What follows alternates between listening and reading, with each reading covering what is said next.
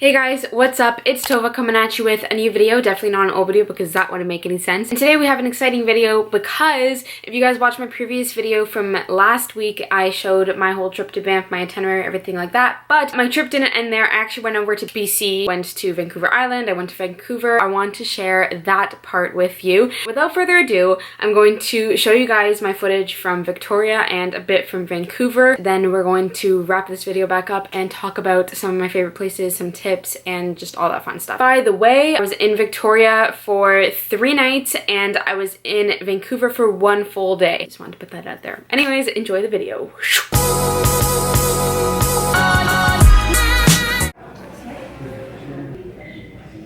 We are about to board our flight to Victoria. Wow, I look like a freaking ninja. You can't even see anything. I have to do it this way. Thanks, Miss McKenna woman. We would now like to invite customers seated in zone 3 to board through gate B40. Yeah. We better roll. We're gonna be late.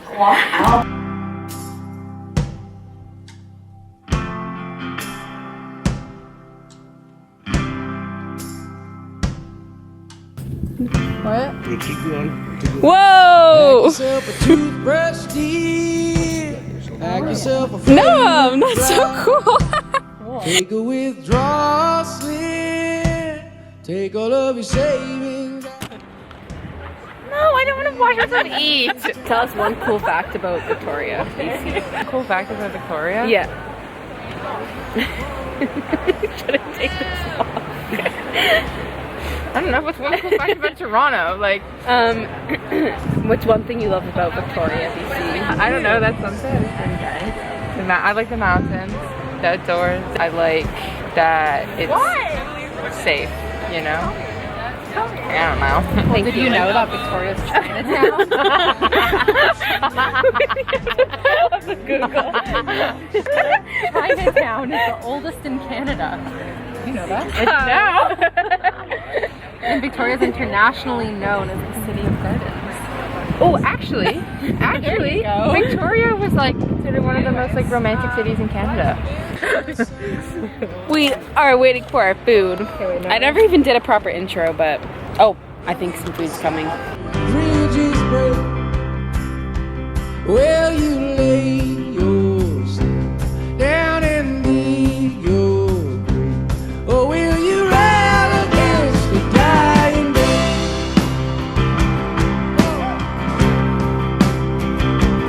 And when we looked outside, couldn't even see the sky. How do you pay the rent? Is it your parent? Or is it already out in the atmosphere? I don't wanna live like that. Yeah. If the sun don't shine for me today, if the subways flood and the bridges break, Jesus Christ can save me tonight. But on your dress, yes, wear something nice. Style me, yes, oh,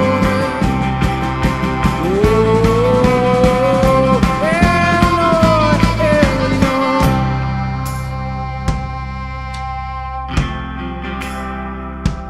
Pack yourself a toothbrush, dear.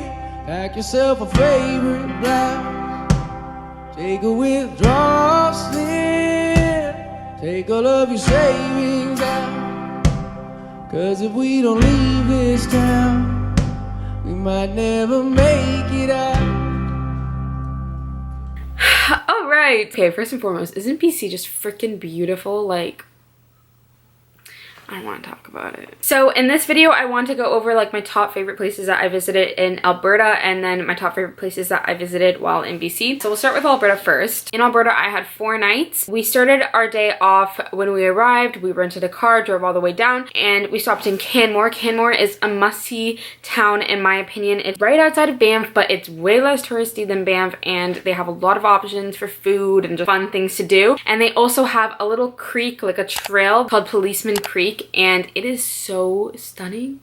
Like, you have the perfect views of the mountains, and the grass is like, I felt like I was in the Sound of Music, and there's a beautiful like pond area, beautiful trail. It's just like a small little walk, and I 100% recommend you do that. From there, we drove over to Banff and just chilled around in the town.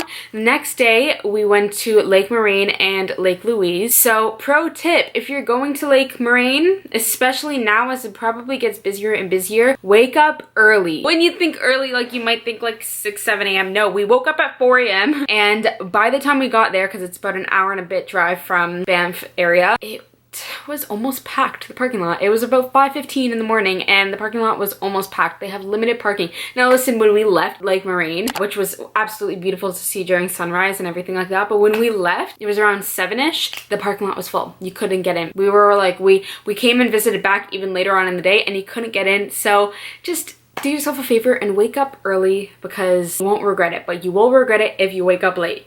Then we went over to Lake Louise, which also by the time we got to Lake Louise around like 7:38, the parking lot was already starting to fill up. Lake Louise is massive, but we did a small little hike up to Lake Agnes, where they have the Lake Agnes tea house. It's a bit of a hard hike because of the elevation gain, but it's really, really worth it. You get to see a couple small lakes on the way, and it's kind of beautiful because when you're going up, you're like, you're so high up, but then somehow you still feel like you're flat on the ground because of all the lakes, and then you like look to the side and you're like, holy shit, like, I'm actually like so high up on the mountain, but then there's like this oasis right here, and it's really cool, and that connects to the little beehive and the big beehive hike. I just feel like if you're going to Banff, it's like a staple hike that you should do, and the tea house has really yummy soup and sandwiches. So moral of the story that day, if you're doing those things, wake up early, because when we left a couple hours later from Lake Louise, there was no parking. If you wanted to park, you had to go like all the way out and down the street, and then it probably was at least a 30-minute walk to get to Lake Louise from the other parking lot, and that parking lot looked full too. So wake up early. The next day after that, we actually drove all the way down to like the border of BC and Alberta, which was really, really cool, because there was like this plaque, and then it was like on this side you're in Alberta and this side you're in BC. So that was really cool. And from there we went to Lake Emerald. I might just say that Lake Emerald is probably my favorite lake, because it was so quiet, so peaceful, so beautiful.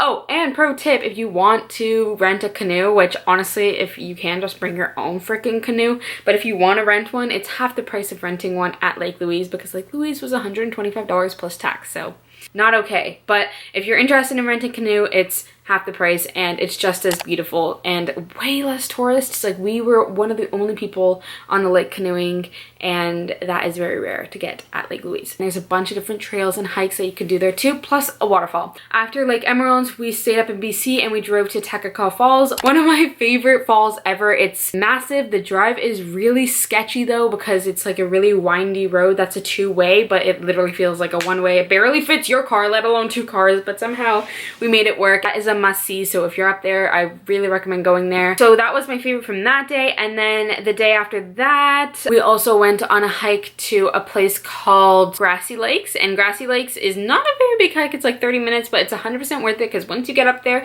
they have this lake pond thing that literally is like all types of colors. It's like blue, green, yellow. It's so pretty, and it's definitely worth a see, and the view from up there is really stunning too. So if you're around the area, it's back in Canmore, so if you want to bump off like Policeman Creek and Grassy Lakes, that's a good idea. So those are like my absolute favorite parts of Banff. We did go to several other places, but those are the ones I really want to talk about because they really like shaped my trip, and it was really, really pretty. Going on to BC, we flew from Calgary all the way to Vancouver Island, where I met my friend and she picked us up, and it was so nice seeing her. We actually toured around Sydney. Sydney's like a very, very small town in Vancouver Island. There's like not tons of stuff to do there, but I do recommend a little visit because they have this like boardwalk and it's right on the water, and I don't know, it's a cute little town. And then you can obviously visit Victoria. Victoria is pretty cool, nice little downtown area. And around Victoria, if you guys walk, then you get to a place called Ogden Point. That place is beautiful for sunsets, like absolutely stunning, and it's right on the water. There's some restaurants there. It's kind of near Fisherman's Wharf as well, and so that's definitely worth a visit. The next day we did a road trip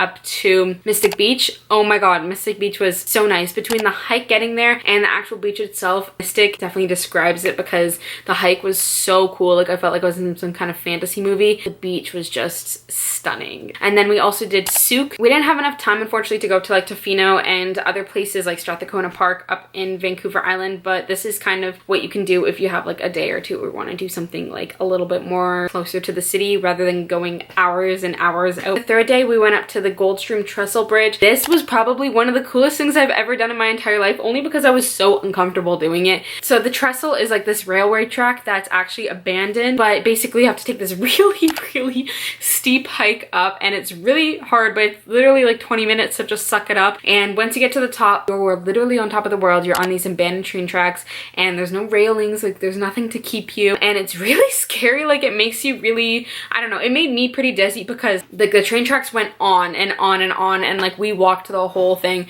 and we kept walking. And that's another pro tip: if you're gonna do it, it gets pretty busy, but if you literally walk like an extra 10 minutes, you can get to a complete other train track that nobody is there, so you can take all your photos and you can have your private time there, because the first one obviously is like a tourist attraction, but just keep walking a little bit more and you'll get to another track, and that one is empty. The walk is kind of sketchy because you look down and you kind of just see like the grade perhaps of nothing, and you'd like a huge drop, and then you look to the side and then you kind of like feel all wobbly. At least that's me, but that's why I enjoyed it so much, because I felt so uncomfortable doing it. Like it was definitely out of my comfort zone, and I'm really happy I did it. It's always good to do something out of your comfort zone. It kind of like just gets you going for the day. That was my favorite from Victoria slash Vancouver Island, and then we took the ferry down to Vancouver and spent the day there. We also met up with a friend, one of my friend's friends, and he showed us around for the entire day, and he was absolutely amazing. And we saw pretty much downtown Vancouver, Stanley Park, North Vancouver, West Vancouver. Yeah, some of my favorite places that I would recommend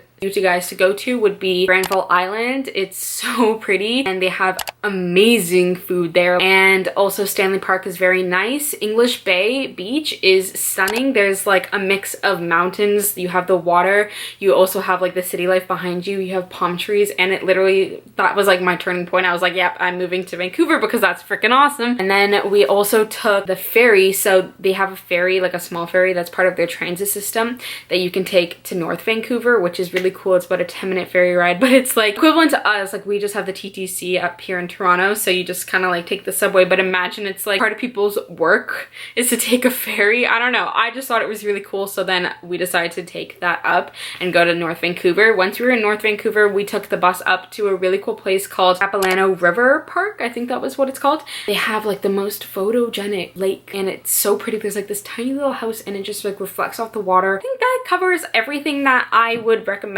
going to. I guess if there's a couple takeaways if you're going up there, my takeaways would be to prepare, because it is a lot colder than you think it is. My friend and I didn't realize that it was actually as cold as it was. Like we packed a lot of shorts and some sweaters because it said it was going to be about 20-ish degrees. What you don't realize is up in the mountains, or at least what I didn't realize was up in the mountains, it's so much colder. So although in the town it was like 18 to 20 degrees. It was like 5 degrees by the mountains. Definitely pack warm stuff. It's usually wet there, so yes, pack appropriately. Wake up early every day. Our wake up call was pretty much, if it wasn't 4 a.m., then it was 6 a.m. because you want to fill your days. Like there is so much to do and there's only so much time that you have, and you don't want to risk losing a day to waking up late, you know? Like you could have, if we didn't wake up at 4 a.m. and done Lake Marine, then I don't know what we would have done that day, because that was our plan. Another thing is always to pack snacks. If I were you, I would just go to the grocery store and get a prepackaged lunch, like a sandwich or something, and it's really good on hikes.